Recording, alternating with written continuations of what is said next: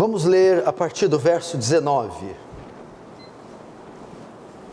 Ora, havia certo homem rico que se vestia de púrpura e de linho finíssimo, e que todos os dias se regalava esplendidamente. Havia também certo mendigo chamado Lázaro, coberto de chagas, que jazia à porta daquele, e desejava alimentar-se das migalhas que caíam na mesa do rico, até que os cães vinham lamber-lhes as úlceras. Aconteceu morrer o mendigo e ser levado pelos anjos para o seio de Abraão. Morreu também o rico e foi sepultado. No inferno, estando em tormentos, levantou os olhos, viu de longe Abraão e Lázaro no seu seio. É uma figura para dizer o céu. Então, clamando, disse: Pai Abraão, tem misericórdia de mim, manda Lázaro que molhe em água a ponta do dedo e me refresque a língua, porque eu estou atormentado nessa chama. Disse, porém, Abraão: Filho, lembra-te que recebeste os teus bens em tua vida, e Lázaro igualmente os males. Agora, porém, aqui ele está consolado, tu em tormentos. E além de tudo está posto um grande abismo entre nós e vós, de sorte que os que querem passar daqui para vós outros não podem, nem os de lá para nós. Então replicou: Pai, eu te imploro que o mandes à minha casa paterna, porque tenho 5 irmãos, para que lhes dê testemunho, a fim de não virem para este lugar de tormento. Respondeu Abraão: Eles têm Moisés e os profetas, a Torá, o Antigo Testamento, as Escrituras. Ouça-nos. Mas ele insistiu: Não, pai Abraão, se alguém dentre os mortos for ter com eles, arrepender-se-ão. Abraão, porém, lhe respondeu: Se não ouve a Moisés e os profetas, a Bíblia, tampouco se deixarão persuadir ainda que ressuscite alguém dentre os mortos. Deixa aberto aí, não feche, feche apenas os olhos para mais uma oração. Querido Deus, santo, justo, verdadeiro, que não pode mentir, que não falha, que não se equivoca, que não tem ruga, mancha, pecado, iniquidade. É um Deus que nos deu o privilégio de chamá-lo de Pai, de fazer de nós filhos. Um Deus que nos agraciou com a salvação, o perdão, a redenção e a adoção. Senhor, ajuda-nos. Senhor, assiste esse culto com sua graça e sua glória. Senhor, somos tão fracos, tão pecadores, estamos tão cansados, tropeçamos em tantas coisas, somos tão nécios, incoerentes, insensatos. Mas a despeito de tudo isso, usa de misericórdia, enviando o teu Espírito, salvando, transformando, perdoando. Que teu reino avance, que o Senhor receba glória para si e nos conforme à imagem do seu Filho. Amém.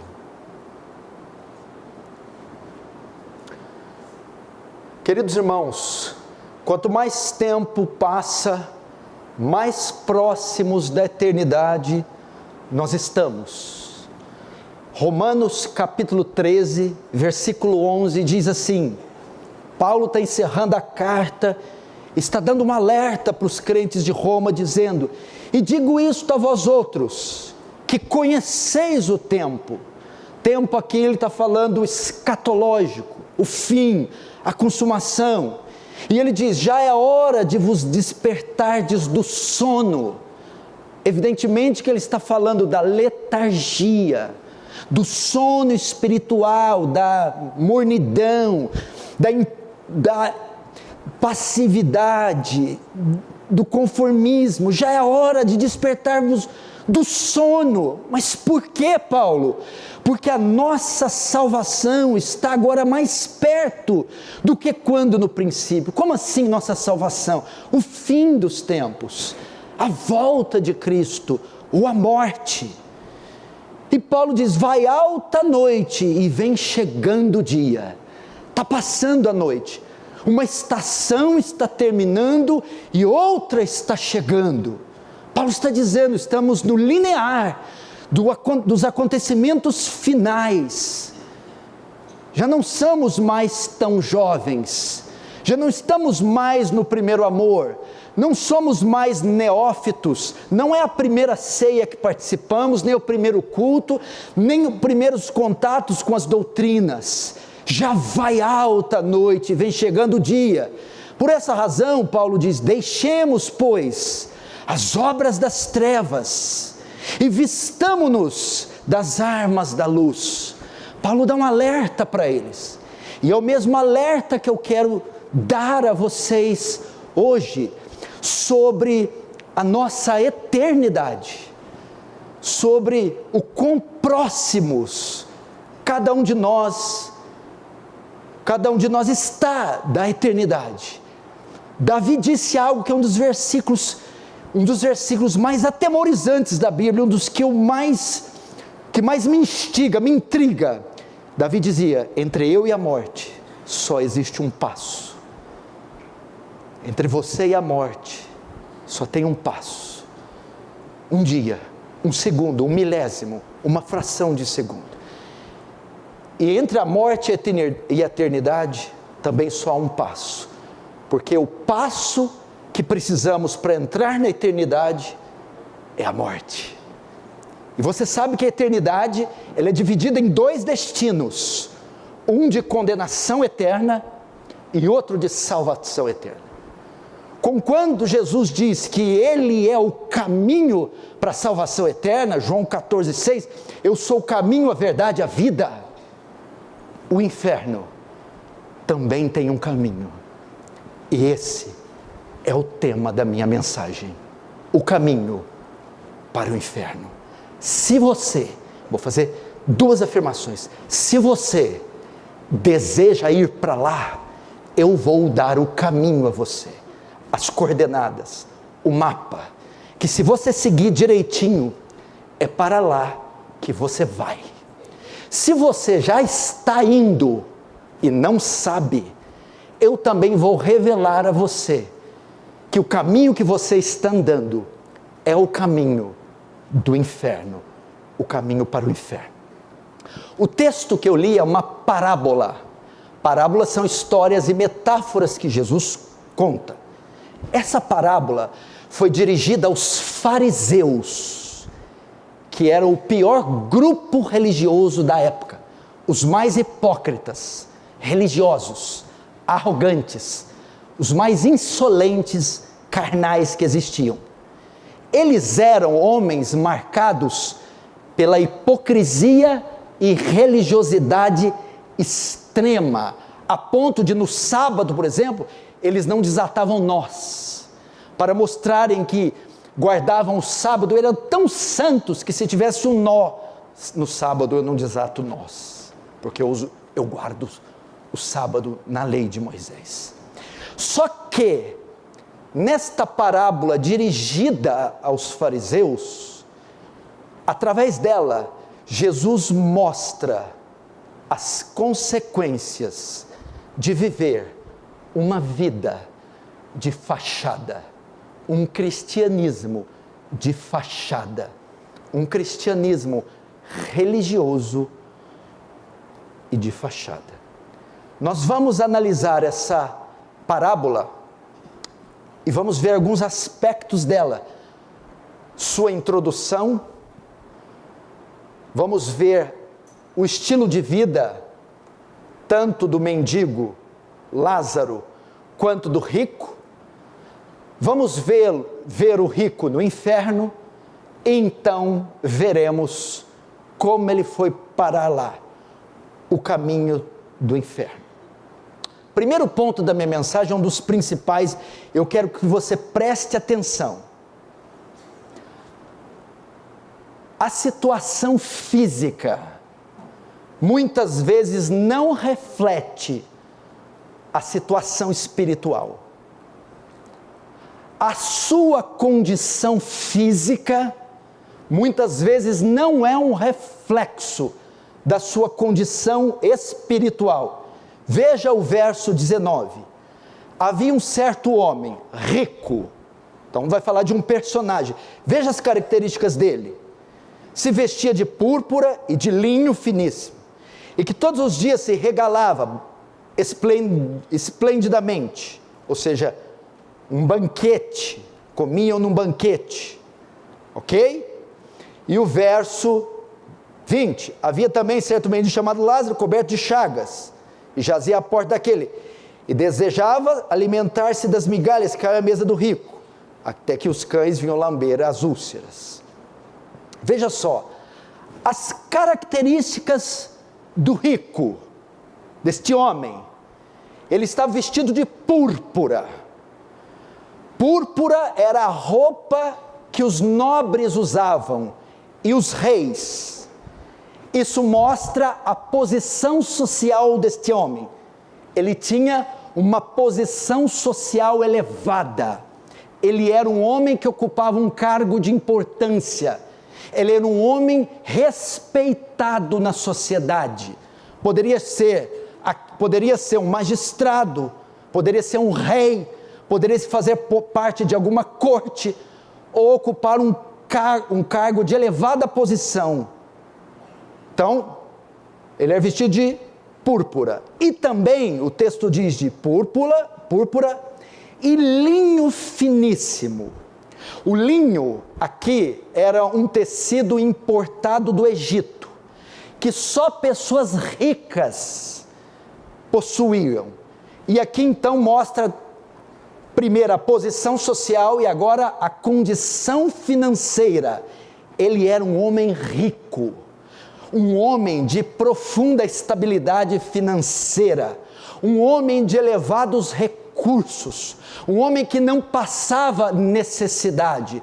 Então, um homem que ocupava uma posição de destaque, uma posição de respeito, uma posição de honra, e um homem de condições financeiras abastadas. O texto também diz, a terceira característica, que todos os dias se regalava esplendidamente. O termo aqui é que ele fazia banquetes todos os dias, festas. Ele participava de comemorações, estava sempre à mesa nos banquetes. Isso significa que era um homem estimado pelos homens, um homem querido, popular, conhecido, um homem que se destacava na sociedade. Era a condição desse homem, instável financeiramente, economicamente abastado, ocupava uma posição de respeito e era estimado pelos homens. Ele tinha tanta dignidade que até a morte dele foi uma morte digna. Veja o verso 22. Aconteceu morrer o mendigo e ser levado pelos anjos para o seio de Abraão.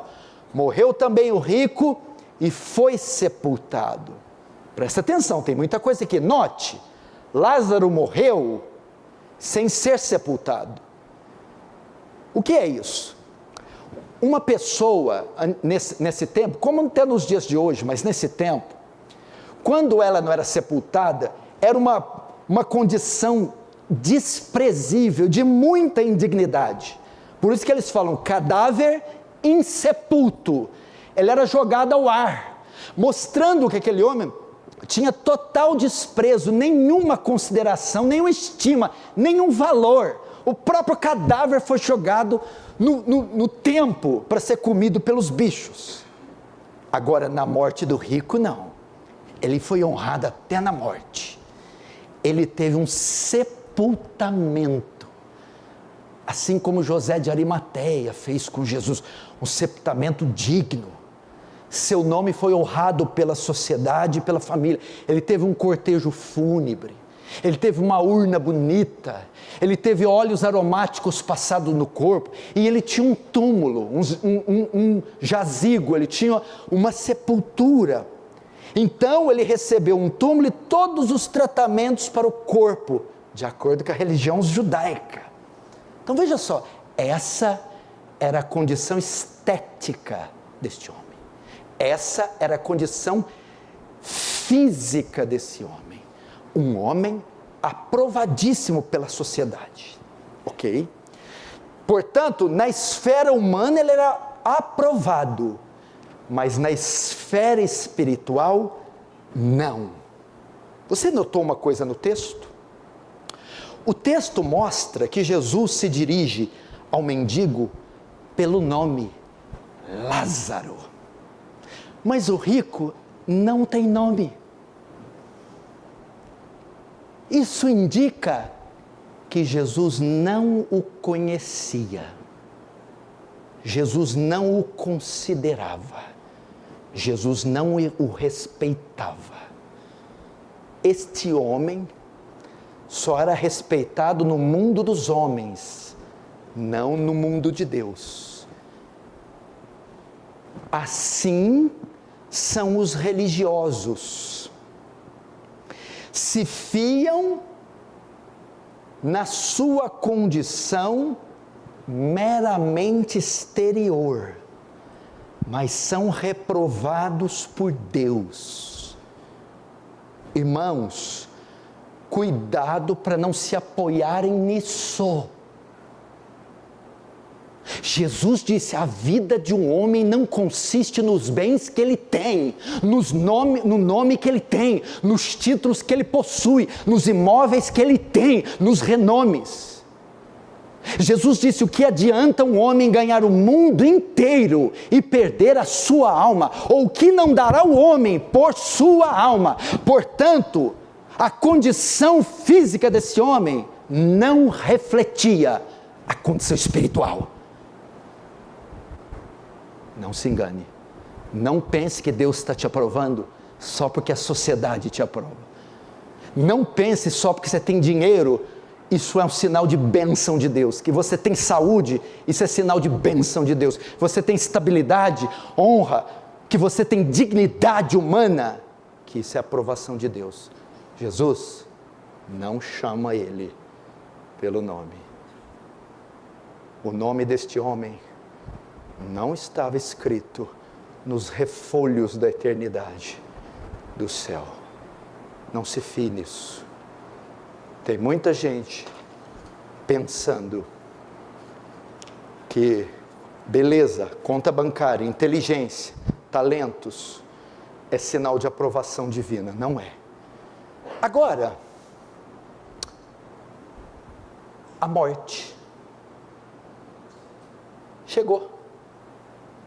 Passou lá, deu a hora dela, lugar tal, endereço tal, traz 2 para mim. Pois não, lembrando que ela trabalha lá para o homem de cima, não é para de baixo não. A morte trabalha lá para de cima. Verso 22. Aconteceu morrer o mendigo e ser levado pelos anjos para o seio de Abraão. Morreu também o rico e foi sepultado. Finalmente, a vida chegou ao fim. Vem cá, eu posso abrir um parênteses aqui e fazer uma conferência, só desse texto. Finalmente ela chegou. Ela quem? A morte. Gente, o que está acontecendo com a igreja? Por que ninguém pensa na morte? Ninguém pensa que vai morrer. Ninguém se prepara para a morte, só se prepara para a vida. Pergunta aí se você está preparado para morrer agora. Papéis, inventários, aluguéis, contas, nomes, heranças, testamentos. Não está. A parte espiritual. Não leu nem o Velho Testamento. Não confessou nem o pecado lá da mocidade. Aquele lá da adolescência, do ginásio. Fala ginásio ainda? Não, né? Do ginásio. Essa sociedade, Hollywood, artes cênicas, teledramaturgia, literatura, trabalha para o homem não pensar na morte, para pensar que ele é indestrutível, que ele não envelhece, que ele sempre vai ser belo, formoso, para gastar a vida com prazer. Não tem livro na escritura, não tem livro no mundo que fala mais da morte que a Bíblia. E nem tem homem que fala mais da morte do que Jesus e os apóstolos. A morte chegará para todos. Todas as vezes que eu entro no meu carro e saio de uma viagem, eu oro: Senhor, prepara tanto a mim que vai, quanto aqueles que eu deixarei, se for a minha última viagem.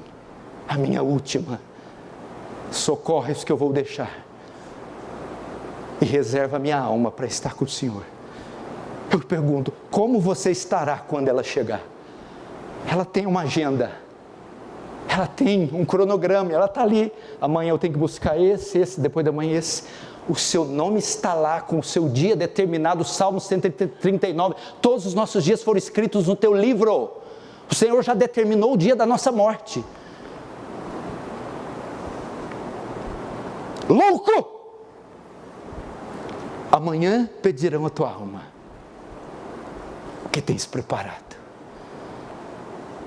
Tem gente que pensa que Marilyn Monroe ainda está viva e que ainda tem 33 anos.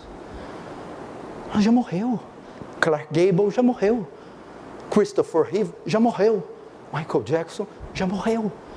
E os que estão vivos, como Glória Menezes, já estão quase irreconhecíveis, mal conseguem se locomover. A morte chegou.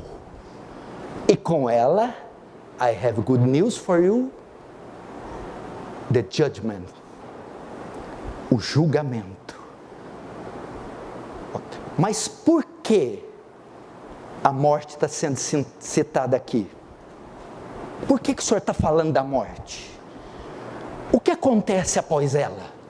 Um segundo após a morte, fechou o olho, 1/1000 de segundo, já tem um fato. O que acontece? O julgamento. Hebreus 9, 27. Aos homens está ordenado morrerem uma só vez. Logo após isso, vem o juízo. 2 Coríntios 5, 10. Porque importa que todos nós compareçamos perante o tribunal de Cristo. Para quê? Para que cada um receba segundo o bem ou o mal que tiver feito, por meio do corpo.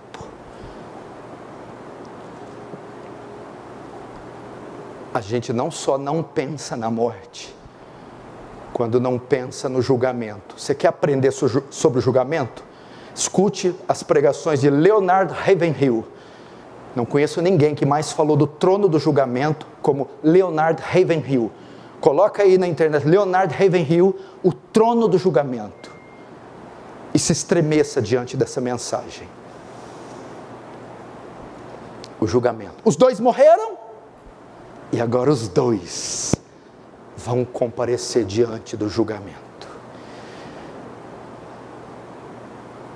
Terceiro ponto da minha mensagem. A surpresa do rico. O rico vai se surpreender. Agora, ele será julgado, porque ele acabou de morrer, e receberá a sentença. Veja o verso 23. No inferno, estando em tormentos, levantou os olhos e viu ao longe Abraão e Lázaro no seu seio. Sabe o que acontece na hora que ele fecha os olhos? Segundo o Wellington, não arranha o caixão. Então não deu para arranhar. Morreu, ele acordou. Quando esse homem desperta, ele se dá conta que estava enganado acerca de si mesmo.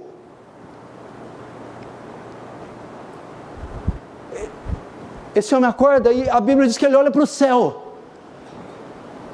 E ele vê Lázaro, que ficava na porta da casa dele, cheio de chagas, com os cães lambendo. E quando ele vê Lázaro, e ele identifica onde Lázaro está no céu. E ele se dá conta que ele não está no mesmo lugar de Lázaro, que ele está no inferno.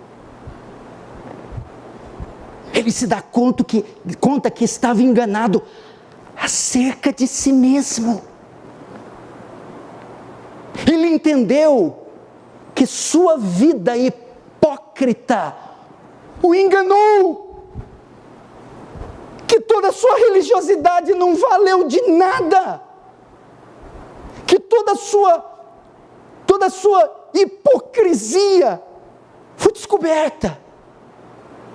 E ele descobriu que a sentença no julgamento que ele recebera foi a condenação.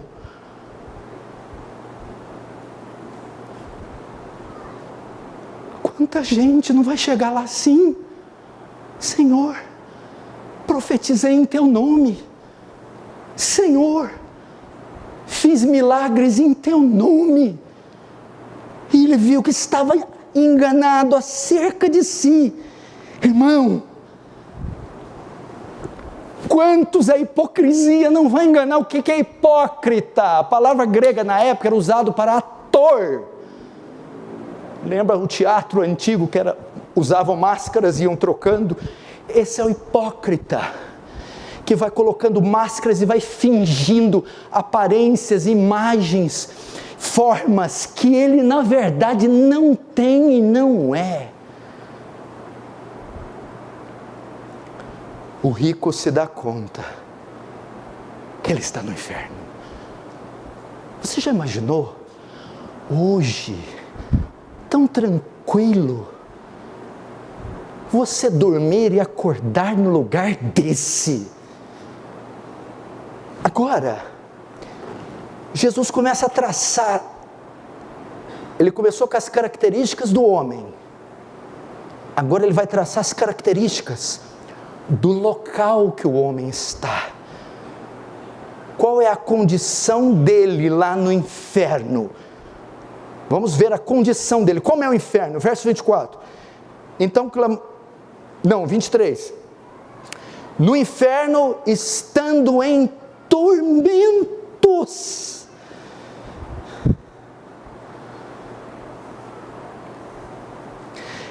O que a Bíblia narra dele em vida?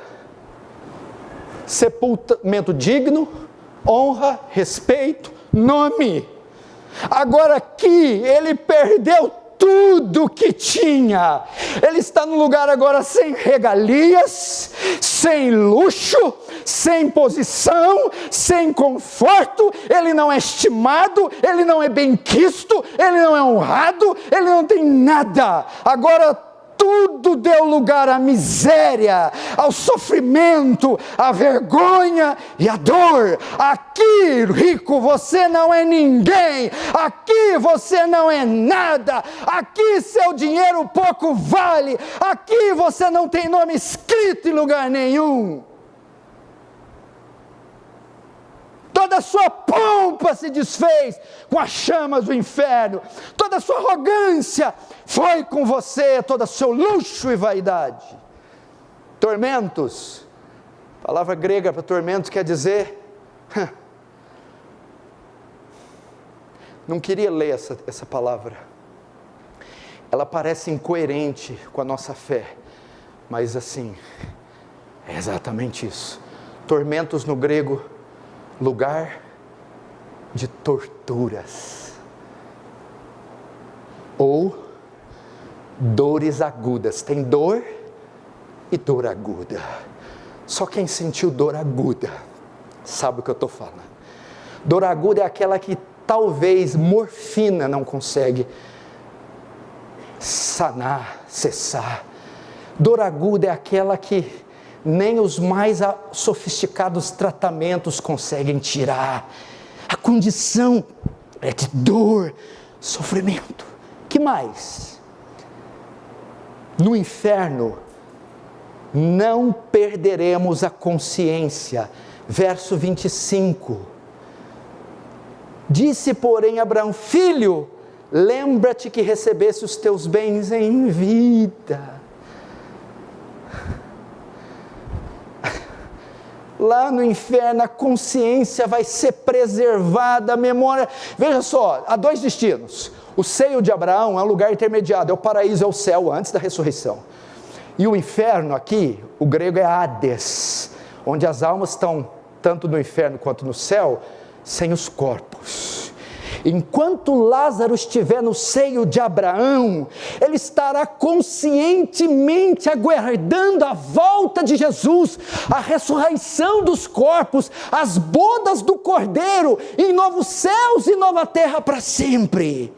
Enquanto isso, no inferno, o rico com consciência estará aguardando a volta de Jesus, a ressurreição do corpo, para a condenação eterna, não no Hades, não no Sheol, mas no Guiena, o lago de fogo. É a mesma coisa assim, ó, que você está no corredor da morte, sofrendo tortura. A memória está lá só para te fazer lembrar que ainda tem a cadeira elétrica, mas é uma cadeira elétrica que não tira a vida, ela só dá choque continuamente.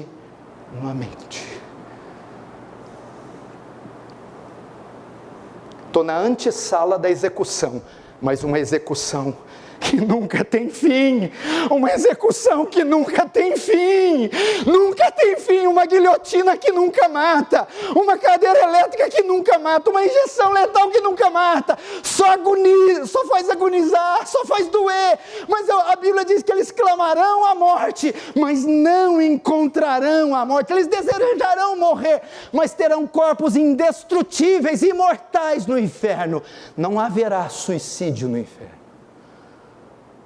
É a antessala do terror, é o horror. Não, pastor, o senhor está exagerando, pobre de mim, eu não tenho condição, na minha mente limitada, de descrever o horror do inferno, porque o horror do inferno é o completo despejar da ira de Deus, um Deus bufando pelas narinas, que finalmente vingará a sua própria justiça e santidade, esmagando os ímpios. Ah, não sei se Deus faz isso. Lê Gênesis 6, você vai ver o que ele fez no dilúvio, com água.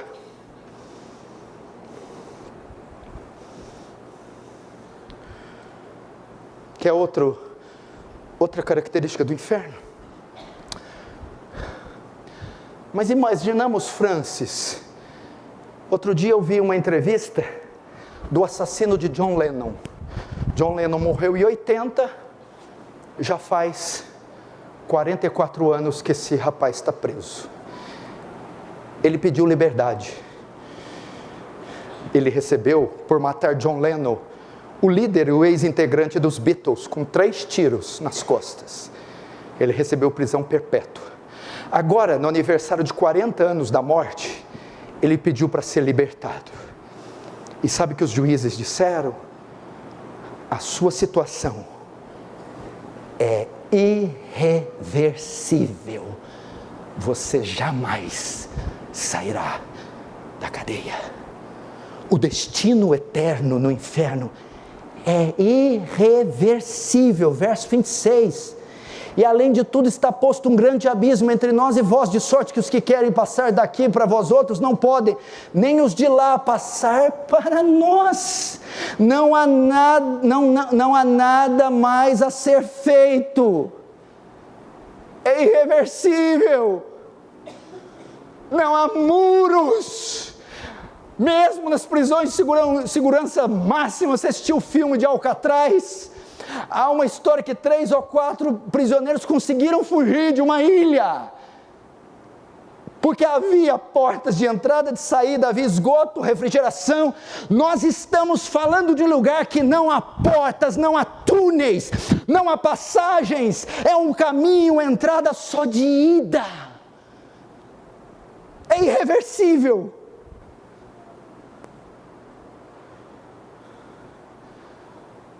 Todas as vezes que os presos tomam banho de sol, eles olham para os muros, as grades, as lâminas. Todas as vezes que vem visitas, todas as vezes que ele vê o portão destrancar e trancar, uma chance brilha na mente deles, uma esperança de fuga. Neste local não há nenhuma esperança, nenhum duto, nenhuma saída. O estado eterno no inferno é irreversível, meus irmãos. Por isso que vocês não podem brigar. Por isso que eu prego do jeito que eu prego. Por isso que as pessoas perguntam, para que tudo isso? Para que o Senhor fazer dessa forma? Para quê? Porque eu não quero ver vocês lá, porque eu não poderei visitar vocês para tirar vocês, porque ninguém poderá ir lá, um advogado de defesa, apelar para a sua soltura, não vai haver. Deixe para acertar as contas comigo no céu, deixa eu te irritar, deixa eu pegar você nos cabelos, se ira, cospe marimbondos comigo, não tem problema, lá no céu eu acerto com você. Spurgeon dizia, Charles Haddon Spurgeon, vocês podem até ir para o inferno, mas vão ter que passar por cima do meu cadáver. Vocês até podem ir para o inferno, mas vão comigo puxando vocês até na porta dele, até eu não aguentar mais e soltar vocês. Por fim, o que é pior no inferno? A duração. Até uma prisão perpétua tem duração. Tem? Quando? Quando durar a vida. Quando morre, a prisão perpétua termina. No inferno, isso aqui é umas coisas que me dá angústia pensar. Quanto tempo? Uma eternidade. Um relógio que não conta. Um tempo que não acaba. Quando você espera o pai chegar do trabalho, da viagem, você olha no calendário, mais 3 dias meu pai chega, mais 2 meu pai chega. Mamãe, hoje é o dia do papai chegar. No inferno não tem calendário, não adianta arriscar com giz na parede. 1 dia, 2, não vai passar nunca. Nunca. Numa prisão que nunca posso sair. Um estado de pretume, de negrume, de trevas, de dor, que não tem fim, que não tem fim. Como é que você vai ter paz sabendo que você tem uma mãe lá, e sua mãe está lá 1 ano, 2, 10, 1000, 100, um filho, vê lá um filho no pecado e dizer, filho, e agora, filho, eu não posso mais tirar você daí, filho. Filho, eu não posso ir até você, filho. Meu Deus, meu irmão, é muito tempo. É muito tempo, meu irmão. É muito tempo. Uma eternidade. É muito tempo. Agora, por isso, pai ou mãe, não seja estúpido. Você vai viver a sua vida. E você vai fazer de tudo, não para empiriquetar esse povo de bens e presentes e conforto. Você vai fazer de tudo para dar a eles a salvação, para dar Cristo a eles. Porque se você não tiver dado isso, você não vai ter dado nada, seu estúpido. Eles precisam de Cristo. É desse lugar que eu quero livrar meus filhos, pelo amor de Deus. É desse lugar. É desse lugar que eu não quero que eles vá. A minha esposa e os meus filhos, é desse lugar. Não adianta dar um mundo a eles e não dar a salvação.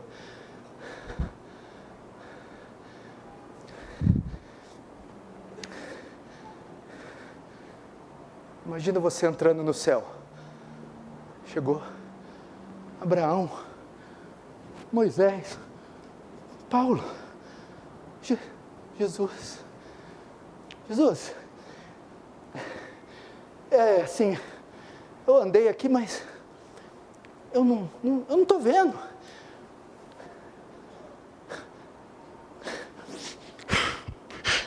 Cadê meu filho, Jesus? Cadê meu filho? Cadê meu filho? Onde está meu filho? Eu não sei o tamanho disso aqui, eu não sei. Mas cadê meu filho? Jesus. Seu filho?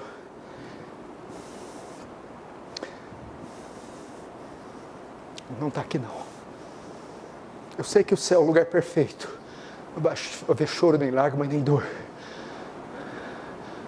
Mas o pior não é a ausência dele lá. Tá. Ele não está aqui, Jesus? Não. Mas onde que ele está, Jesus? Ele está lá no inferno. Será que eu vou chegar lá com o sentimento de missão cumprida? Eu falo para minha esposa, Quero tudo em ordem em casa. Mas a prioridade é a sua alma. Deixa essa casa feder. Mas cuida da sua alma. Bota a Bíblia falada, compra livro, ajoelha. Não tem problema. Eu dou conta. Só não se aparta de Deus. Quando eu estou viajando, vou chegar tarde em casa, o menino está dormindo. Não deixa eles dormir sem fazer o culto com eles. Pelo amor de Deus. Minha maior oração para os meus filhos é para eles serem salvos. E caprichosamente eu ainda tenho pedido, salve eles antes dos 18. Deus salva quando Ele quiser e quem Ele quiser, mas caprichosamente eu estou pedindo, não deixe os meus filhos atingir a maioridade sem que eles sejam salvos. Eu vou ser sempre um pai fracassado. Não importa se eu ganhar metade do planeta Terra, eu quero ver meus filhos e minha família no céu.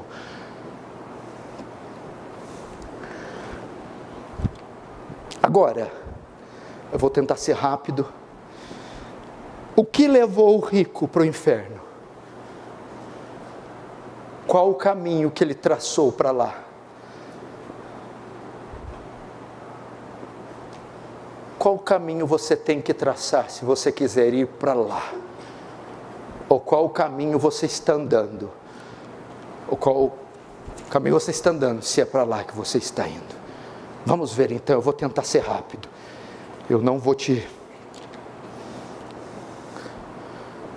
o caminho para o inferno.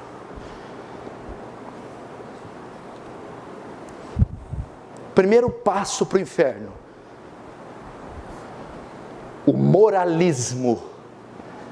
O moralismo. Veja o verso 23. No inferno, estando em tormentos, levantou os olhos, viu ao longe Abraão e Lázaro no seu seio. Nenhum pecado do rico é mencionado. Não há nenhuma menção de pecado grave do rico.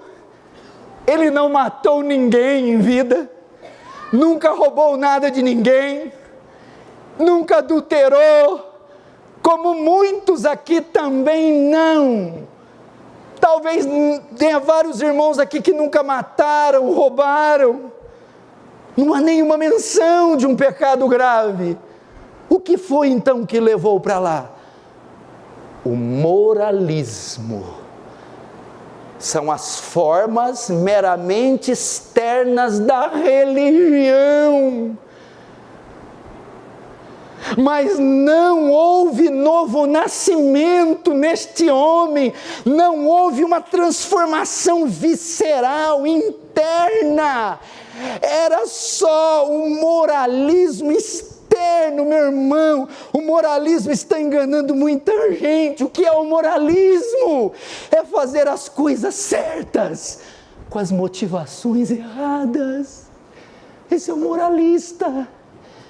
É o politicamente correto.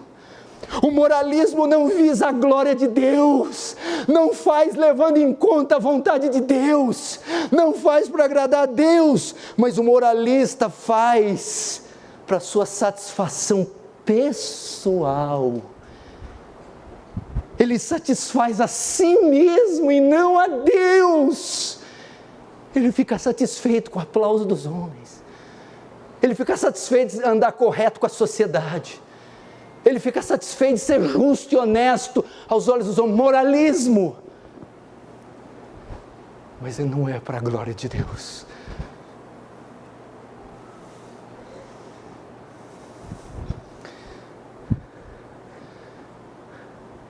Esse é o primeiro passo para entrar no inferno. Seja moralista. Ou preocupe-se com formas meramente externas e não com regeneração. Eu já falei 1 milhão de vezes nesse púlpito que regeneração é uma transformação aguda interior.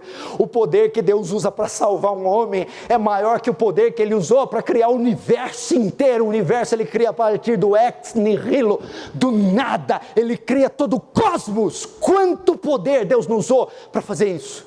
Mas para salvar um pecador, o poder que Ele emprega é maior que o poder que Ele usou para criar o universo. Porque o universo Ele cria do nada a matéria perfeita. Para salvar um homem não é a partir do nada, é a partir de uma massa caída, corrupta em Adão, que tem que ser recriada à imagem de Cristo.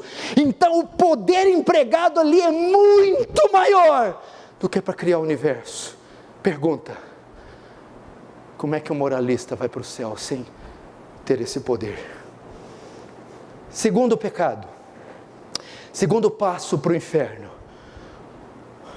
o orgulho. Nota por que não dava para perceber. Porque o orgulho é um pecado subjetivo, é um pecado de foro íntimo, e Deus julga foro íntimo. Deus cavuca, Deus vai nas entranhas e olha lá no nosso ser, e nenhuma partícula de peçonha escapa dos olhos de Deus. E você vê que o orgulho e a arrogância do rico são apresentadas lá no inferno. Olha esse aqui. Lá no inferno, ele teve a coragem de dar ordens para Lázaro. Ele achava que Lázaro devia sair lá do céu e servir ele. Tão arrogante que esse homem era, e tão soberbo. Ele achava que Lázaro devia servi-lo, e fez isso por 3 vezes. Verso 24: então clamando disse: Pai Abraão, tem misericórdia de mim? Para Lázaro ir lá atender ele, tirar o tormento, refrescar a língua dele. Pede para Lázaro ir na casa dele, avisar os irmãos, e pede para ele ressuscitar o Lázaro dos mortos, para eles crerem. Olha a soberba deste homem. Mesmo no inferno, achava que Lázaro tinha que servir ele. Olha a arrogância deste homem. Esse é o segundo passo para o inferno: soberba, orgulho. Presta atenção, é difícil, meu irmão, você avaliar esse pecado, porque às vezes ele não traduz em gestos, em obras e palavras. Ele fica no campo da subjetividade, ele fica no campo do olhar, ele fica no campo do pensar, ele fica no campo do sentir, e ele é asqueroso e peçonhento. Esse homem está lá em meio a chamas e escuridão, e ele não baixa sua pompa. Soberba precede a ruína e a queda foi bem baixa, caiu lá no inferno. Terceiro passo para o inferno: o egoísmo. O egoísmo.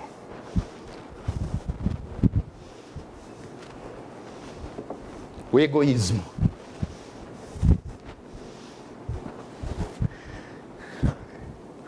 Deve ter cada coisa incubada aqui, meu Deus, mas amém.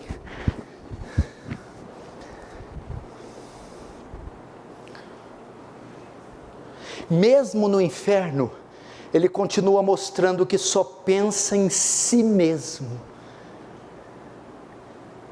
Os orgulhosos, os arrogantes, os prepotentes e os egoístas são características do cidadão do inferno. Olha o verso 24, como ele usa os verbos. Tem misericórdia de mim, me refresque a minha língua, eu estou atormentado. Minha, eu. Mim, em mim, para mim, em mim, comigo, eu. Esse homem não tinha espaço no coração para se preocupar com a necessidade alheia, nem do seu próximo, nem do reino de Deus. Ele era extremamente antropocêntrico, ele era egocêntrico, ele era egoísta. Ele não tinha nenhuma preocupação pela necessidade alheia. Esse é o terceiro passo para o inferno, porque é uma antítese do Evangelho que diz: façai pelo próximo aquilo que você gostaria que fizesse por você. Na fé, a equação é assim: primeiro a Deus, segundo ao próximo e terceiro, se der a mim mesmo. Quarto passo para o inferno: religiosidade e hipocrisia. Verso 25. Disse, porém, Abraão: filho, lembra-te que recebeste os teus bens em vida. Filho, quando Abraão fala filho, Abraão está se referindo à correlação sanguínea. Esse homem era hebreu, era judeu. Esse homem foi criado nos livros, no Pentateuco, nos poéticos e históricos, profetas maiores e menores. Ele era judeu de nascimento. Ele tinha a religião, ele tinha os documentos, ele tinha as confissões, ele tinha a fé reformada, a teologia, mas ele não era nascido de novo. Ele estava se fiando na mera religião. Ele estava dizendo, como os fariseus: nós temos por pai Abraão. E Jesus: não diga que vocês têm por pai Abraão, porque Deus pode suscitar dessas pedras a Abraão. Mera religiosidade. Eu estou numa igreja bíblica, eu tenho a confissão de New Hampshire, eu leio os comentários de Calvino, eu sou reformado, eu sou isso, eu sou aquilo, mas não houve transformação. Era tudo hipocrisia, era tudo para agradar o homem, era tudo fachada, era tudo para mostrar para o povo. Você é filho de quem? De Calvino? De Armínio? De Zwinglio? De Paulo? De Pedro? Você vem de que herança? Batista? Presbiteriana? Congregacional? Você está se fiando nisso? Mas não passa de religiosidade. É tão fácil cumprir com a liturgia. Que dia que tem o culto? Tal hora eu venho. Ceia, tal hora eu tomo. O que tem que fazer? Como é que é o negócio? Me dá o vocabulário. Tem que falar: Pai do Senhor, Pai de Deus, boa noite. Como é que é? Eu falo. Tem que fazer cara de piedade na hora da vigília, da oração. Eu falo: piedade.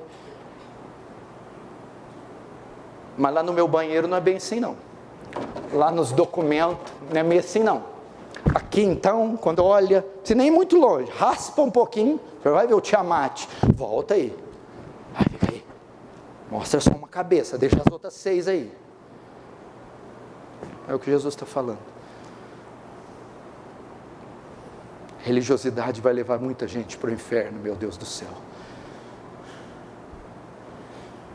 Agora, o penúltimo e o pior dos sinais.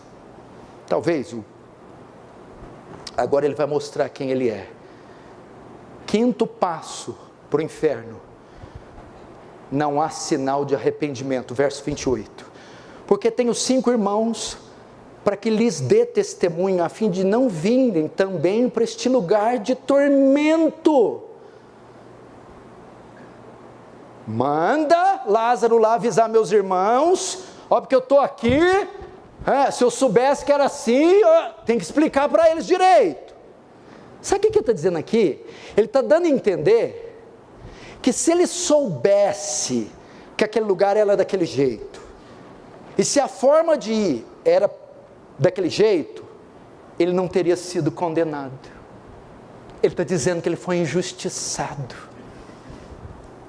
Com isso, ele não reconhece o seu pecado, nem mostra arrependimento por nada. É como se ele dissesse: as pessoas só vêm para cá porque elas não foram devidamente avisadas, porque se fossem, elas não viriam. Ele está se justificando.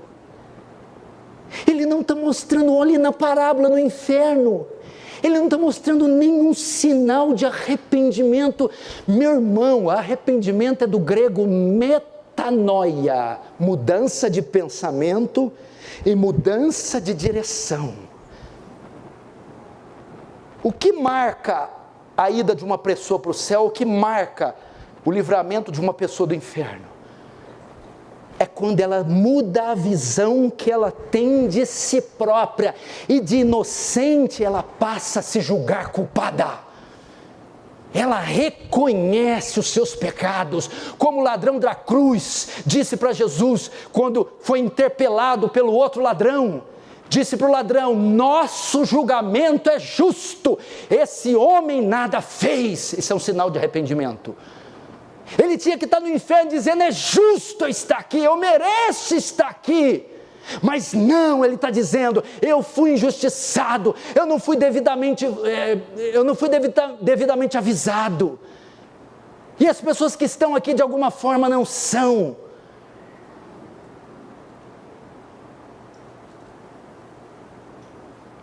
Esse é o maior pecado que vai levar a gente para o inferno. Qual? Não reconhecer o pecado.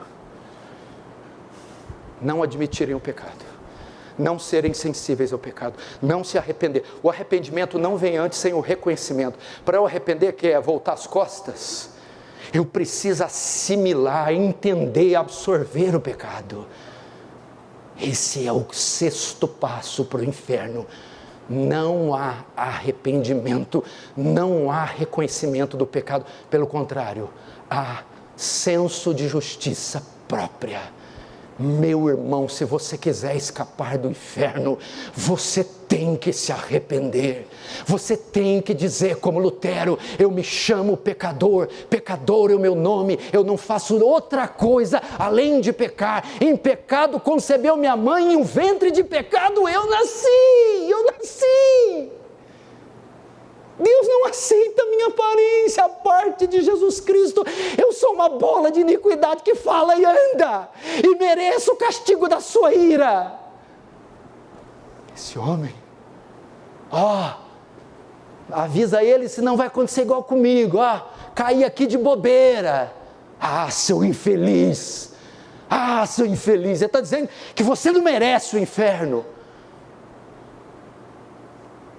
O pecador e o publicano nem conseguia levantar os olhos ao céu e dizia, batendo no peito: tem misericórdia de mim, pecador.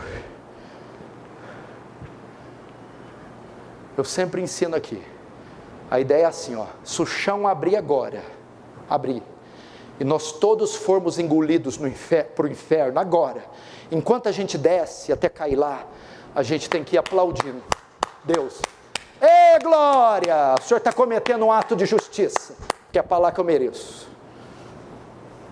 A gente tem que ir cantando louvor: glória a Deus, finalmente fez justiça e botou a gente onde a gente merece. Claro que Ele salva pela graça, pelo seu amor, mas se Ele fizesse isso, vai louvando.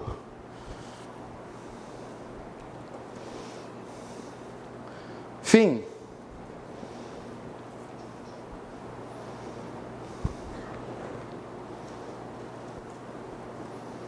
Eu vou tentar falar esse com graça. Quando termina a pregação, a gente já está cansado, eu de falar e você de ouvir.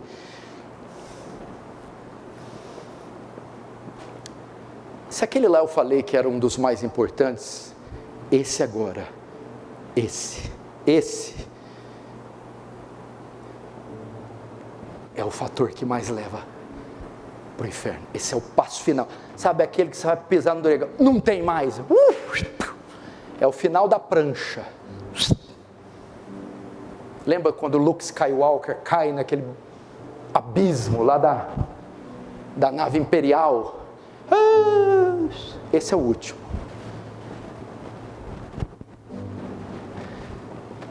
Sexto passo para o inferno: não acreditar, nem obedecer, nem ser guiado pelas Escrituras.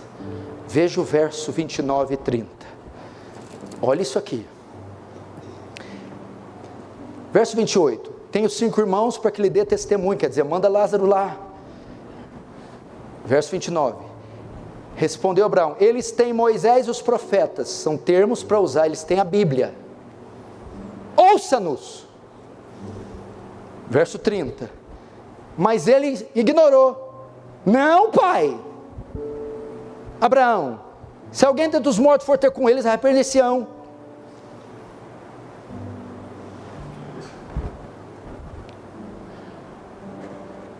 pai Abraão, tira Lázaro lá para ir falar para eles, não vim aqui. Aí Jesus, não, a Bíblia, Moisés e os profetas, é suficiente para guiar eles, é suficiente para salvar eles, é suficiente para moldar o casamento, a vida financeira, a profissional, a educação dos filhos, a cosmovisão. Ele não, eu tenho outra fonte de revelação, de salvação, tem uma outra maneira. Jesus ensina que a palavra de Deus é suficiente. Tudo que tinha que ser feito era obedecer a palavra. Meu irmão, você obedece a palavra.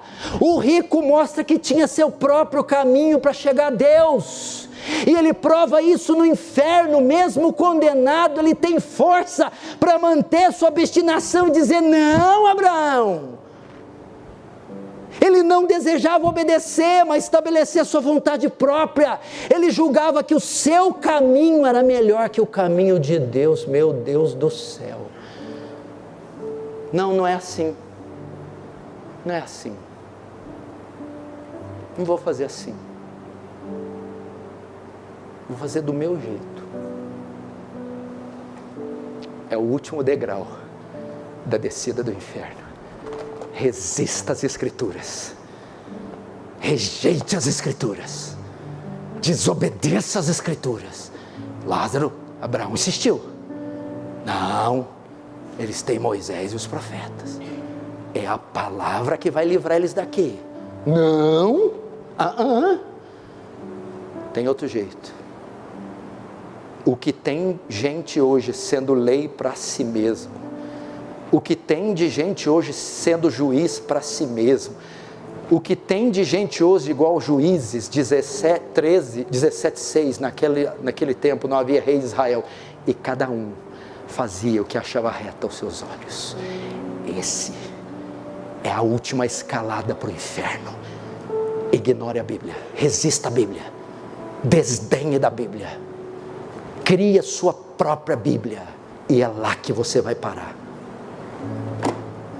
É isso que as pessoas estão fazendo, atualizando a Bíblia, negando a Bíblia, rejeitando a Bíblia, tirando só a parte que interessa, interpretando como convém, e conduz uma vida dentro dos postulados que ela mesma formou. É o que ele falou.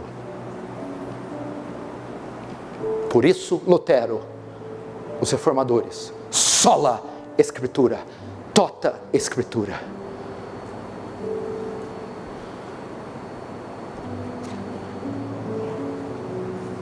E aí, 31.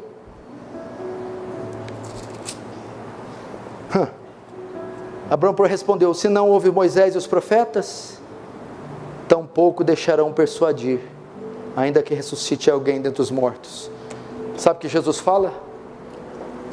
Você não quer Moisés e os profetas? Não tem salvação para você. Você quer um outro caminho? Você não quer Moisés e os profetas? Você não quer a Bíblia? Você não quer Jesus? Não tem esperança para você. Não existe nova chance após a morte. Qual a única saída? A palavra serviu para 2 princípios. Vamos dizer 3. Quer ir para o inferno?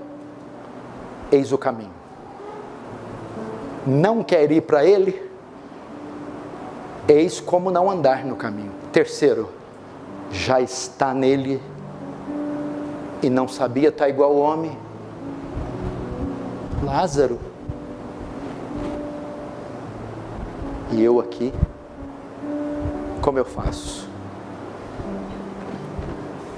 Foi a primeira pregação de Jesus, Marcos 14, verso 15. O tempo está cumprido, o reino está próximo. Arrependei-vos e crede. Arrependimento e fé andam juntos. Arrependimento. Olha para o rico e para o caminho que ele andou. Mude sua visão deste caminho, sua visão de si próprio. É claro que há similaridade entre você e o rico. É claro que eu fiz a exposição de muitos que estão aqui. É claro que muitos têm a mesma visão, o perfil, estão andando no mesmo caminho do rico. E agora eu peço, metanoia, abra teus olhos e veja, eu estou nesse caminho. Eu percebi que eu consegui ver a minha sujidade. Abra teus olhos pelo poder do Espírito Santo. Abra tua mente e veja a si mesmo. E após ver, o que você deve fazer? Meia volta. Dê as costas para esse caminho. Volte as costas para a hipocrisia, religiosidade, arrogância, soberba, rebeldia, egoísmo. Arrependimento. Voltar as costas. Para. Fé. Fé em quem? Cristo. É assim, ó. As costas para um, a fronte para outro. As costas para quem? Para essa velha vida, para essa velha mulher, para esse velho homem. Você está vendo essa velha mulher, esse velho homem? Se você tivesse um trabuco, uma 12, e pudesse matá-la, e dizer, saia de mim, me deixe livre, volte as costas para essa mulher, para esse homem, as costas para ela, e a fronte para ele. Ele quem? Cristo. Arrependimento, voltar as costas para o pecado. Fé, voltar a fronte para o Salvador. O Salvador está me esperando. O Salvador me quer, o Salvador me chama. Como eu vou? Leve um sacrifício para Ele. Pague uma oferta. Não. Só vá e descanse aos pés dEle. E diga, eu creio em Ti. Eu confesso meus pecados. Lanço meus pecados nos seus pés. É isso que você tem que fazer. Arrependimento e fé. O Salvador está aqui. Veja só, é uma parábola onde Jesus descreve o futuro, o inferno e o céu. Mas nós não estamos no futuro. Estamos no presente. Ninguém está nenhum nem outro ainda. É o já e o ainda não. Nem no céu, nem no inferno. Tudo pode ser revertido hoje. Tudo. Você não precisa andar nesse caminho. Vem, Cristo te chama. Volte as costas. Deixa a vida. Parece que a gente entra num ringue com Cristo e o orgulho dá uma força que é violenta. Não, e dói aquela queda de braço, mas finalmente o Espírito Santo vem em você. Baixe a guarda. Se entregue. Diga, eu sou do meu amado e o meu amado é meu. Com cordas de amor te lacei, com eterno amor te amei, e com cordas de amor te atraí. Uau! É o convite do Salvador. Ele está aqui. Vamos fechar os olhos, vamos orar.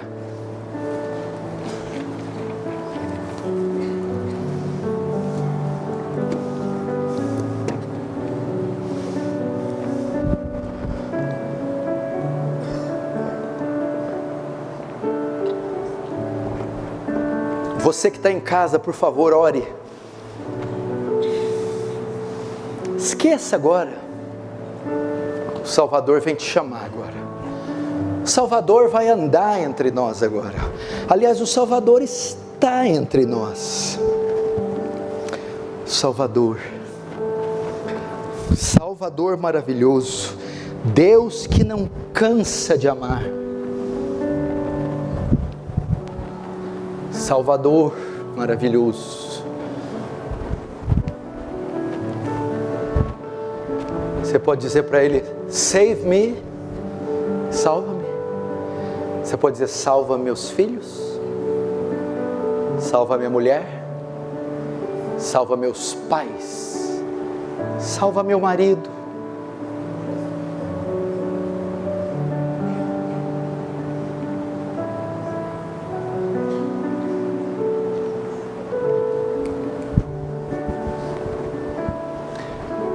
Espera aí, antes de você orar, olha aqui para mim. Eu creio que estou sendo dirigido a pedir isso.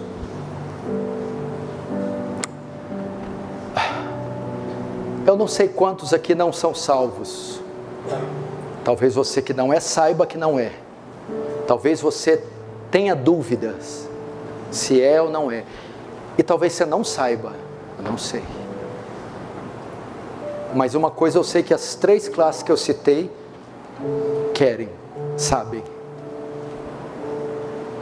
Eu quero ser salvo. Eu quero ser salvo. Olhe para mim. Você acha mesmo que se você chegar diante do Salvador e dizer para Ele: eu quero ser salvo, Ele que não veio no mundo para condenar, mas para salvar, não te salvaria?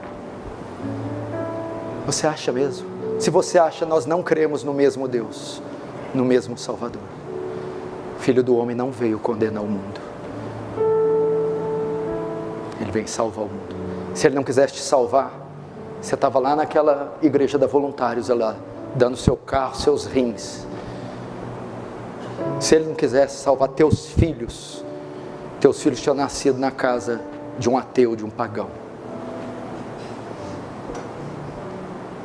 Se Ele não quisesse salvar você, tinha deixado lá na jogatina, lá no buraco, lá na pingaiada. Mas o que é para fazer? Não vai fazer nada diferente do que você estava fazendo. Você só vai mudar a intensidade. Eu vi aqueles meninos orando, eu vi ali o Vitor e o João Gabriel orando. Mas eu pensei, será que eles estão orando e eles acreditam que Deus quer salvar eles e pode salvar? E eu pensei, não, eles não acreditam. Estão orando, que manda orar. Então eu parei e vou pedir para vocês. É para vocês orarem e acreditarem que Ele quer salvar vocês. E Ele pode fazer isso, não é amanhã, depois da manhã, daqui 10 anos. Ele pode fazer agora, Ele pode fazer. Ele tem poder, só o bafo, só o hálito dEle salva a cidade de Franca em 1/1000 de segundo de uma vez. Ele não precisa nem se levantar do trono dEle, só o hálito dEle. Ele quer salvar, Ele quer, Ele pode salvar. Então você vai fechar os olhos. Todos que têm dúvida, não tem, que quer, que todos vamos fechar os olhos e você vai pedir: salva-me, salva-me, salva-me, salva-me, salva-me hoje. Se tiver mais fé e ousadia, diga: salva-me hoje, hoje, hoje, hoje.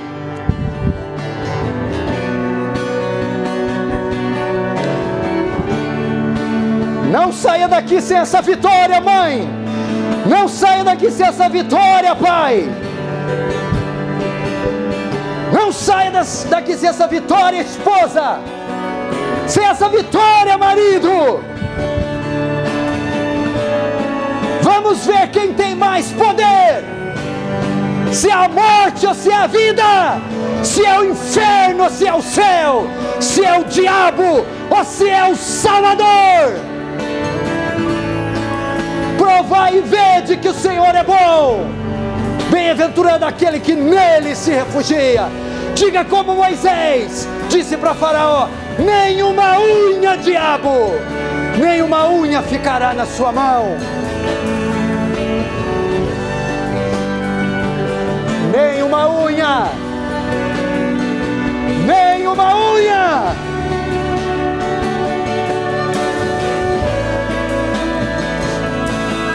Pais orem, mães orem, filhos orem.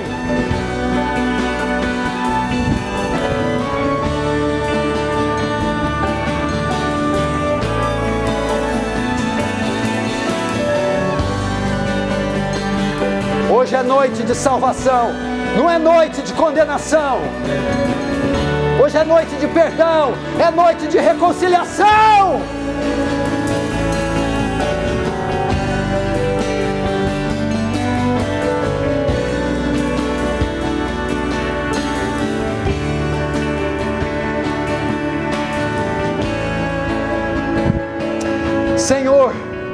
Eu peço para a sua paz passar nesse local.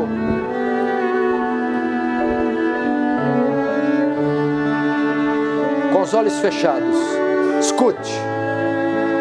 Deixo-vos a minha paz vos dou. Não vou-la dou como o mundo dá. Talvez um dos sinais da salvação é a paz. Mesmo com dívida, mesmo com doença, mesmo com problemas, uma alegria invade o coração do salvo. Uma paz, é a paz do perdão, é a paz do amor, do abraço de Jesus. Senhor, que os meus irmãos sintam essa paz, que os meus irmãos sintam essa alegria, que eles sintam o perdão. Perdoe seus pecados, lança-os no mar do esquecimento, invada essa casa, esse carro, esse quarto de hotel com a paz de Deus, que excede todo entendimento humano.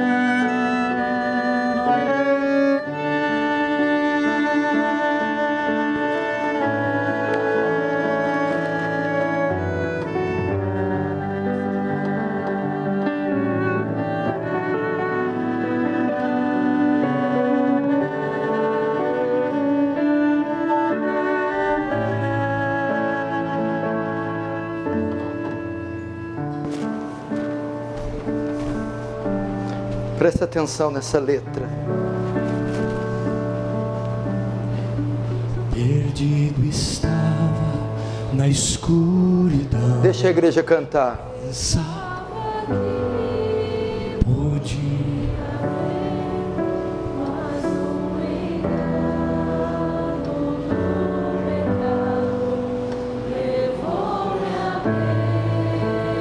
Um pouquinho mais alto.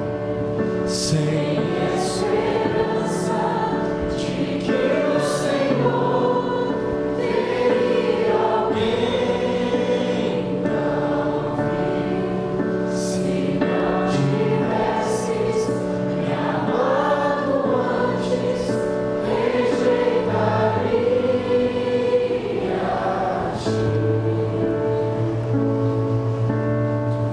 enquanto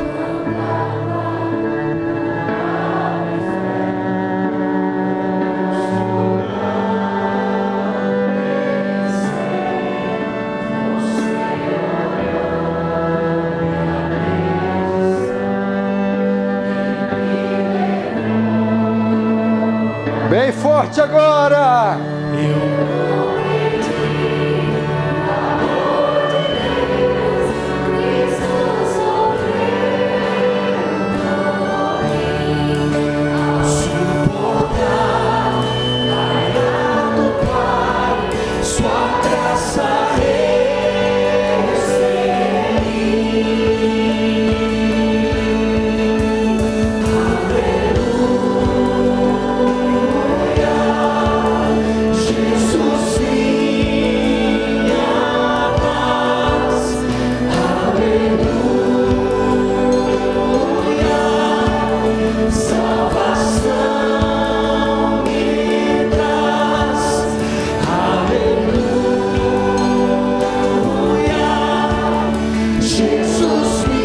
Vamos ficar de pé.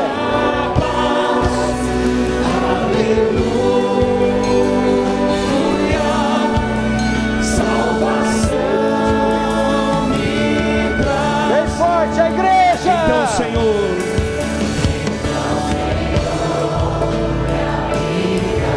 dela.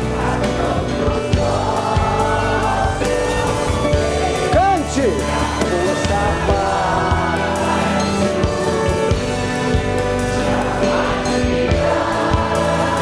Levante as mãos e cante.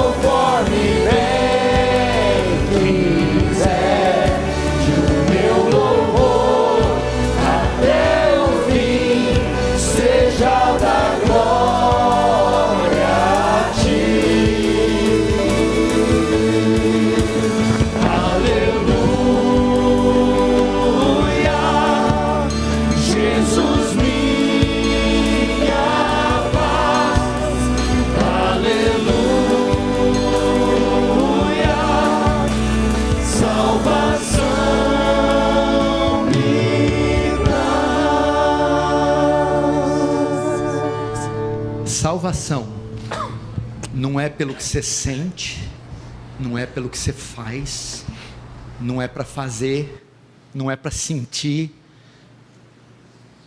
é para crer. Como é que uma criança recebe um presente? Você compra, você paga e você dá. Qual a única coisa que a criança faz? Ela recebe. Ela abraça, ela pega, é meu, obrigado papai, é meu. O Senhor hoje ofereceu, Ele pagou o preço, enviou o Filho, Ele está dando, é só você pela fé receber, é minha, eu recebo, pela fé, só isso. Dá para fazer isso? É difícil fazer isso? É só fazer isso. Deus salvou gente aqui essa noite. Eu vou despedir de você. Pode ser que alguns eu não veja mais aqui, mas não tem problema, lá no céu eu te encontro, ao lado de Jesus, porque eu vou ter chegado primeiro. Vamos fechar os olhos e vamos encerrar. O presbítero Thales vai orar aqui, porque senão ele vai brigar comigo. Ah tá, só um recado, desculpa, abre o olho. É que eu estou emocionado, empolgado. Temos cestas básicas disponíveis. Quem precisar pode ali pegar com os obreiros, desde que seja precisando legitimamente, ok? Sexta aqui, domingo, segunda, sábado, não, segunda na limpeza. O presbítero Thales vai orar. Fecha os olhos. Senhor, nós pedimos que o Senhor abençoe, Deus, a semana da sua igreja, que essa seja uma semana de refletirmos sobre a nossa vida espiritual, a nossa condição espiritual, além e acima das coisas naturais, Deus, que essa palavra não se esfrie no nosso coração, que na quarta-feira nós não nos lembremos mais dela, mas que o seu Espírito Santo mantenha aquecida nas nossas mentes. Nós pedimos que o Senhor nos guarde nessa noite até as nossas casas, em nome de Jesus. Amém. Estamos encerrados.